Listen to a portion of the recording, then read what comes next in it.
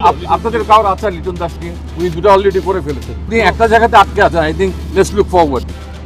এটা আপনি কথাটা ঘুরাচ্ছেন, কথাটা আপনি কথা প্যাচারের জন্য কথা বলছেন।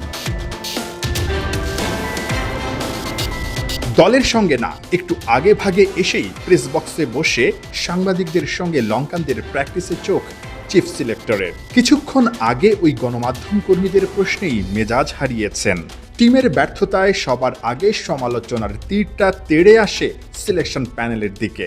বাজে একটা সিরিজ হারের পর একের পর এক প্রশ্নে গাজী আশরাফ স্বাভাবিকভাবেই কিছুটা মেজাজ হারিয়েছেন, আবার নিজেকে সামলেও নিয়েছেন।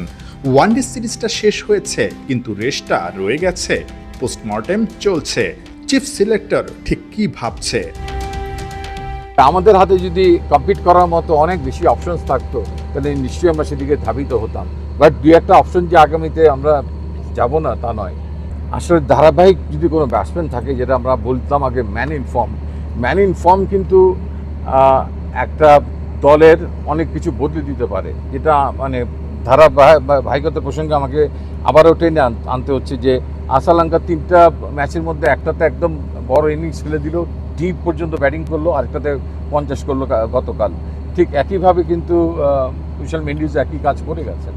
সো আমাদের এই জায়গায় দেখা গেছে যে একদিন হয়তো তামিম রান করছেন, আরেকদিন হয়তো ইমন রান করছেন, আরেকদিন হয়তো তহিদ হৃদয় রান করছেন, কিন্তু সেটা হয়তো দেখা যাচ্ছে যে আমরা 50 রানের মধ্যে গিয়েই আটকে যাচ্ছি।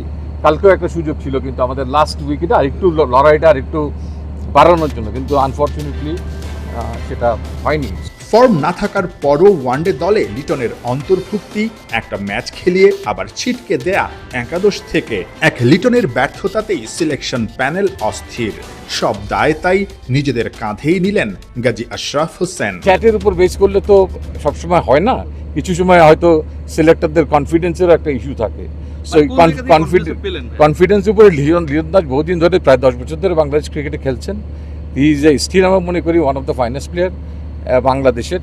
বাট খারাপ সময় যাচ্ছে এবং অনেক বেশি ধরনের খারাপ সময় তার যাচ্ছে। এটা বলতে পারেন যে এই দায়টা আমরাই নিতে চাই। নির্বাচকদের আমাদের আস্থার উপর বেস করেই আমরা তাকে নিয়েছি এবং এই দলে নিয়েছি এবং টিম ম্যানেজমেন্টের সঙ্গে কথা বলেই নিয়েছি। দলের ব্যাটিং ভুগিয়েছে পুরো ওয়ানডে সিরিজে। 3 ম্যাচের একটাতেও টাইগাররা 50 ওভার ব্যাট করতে পারেনি। দলে কোনো স্পেশালিস্ট ব্যাটিং কোচ নেই। কিভাবে হবে উন্নতি? আমার মনে হয় যে বাংলাদেশ ক্রিকেট বোর্ড এই ব্যাপারটা দেখছেন। আমি যতটুকু জানি যে তারাও একটা খুব ভালো মানের ব্যাটিং কোচ খুঁজছেন, যিনি নাকি লম্বা সময় অ্যাভেলেবেল থাকতে পারবেন দলের সঙ্গে। ব্যাটসম্যানদের রোগ সারাতে বিসিবি ডাক্তার আনার কথা ভাবছে, কিন্তু সবার আগে মনের রোগটা সারাতে হবে।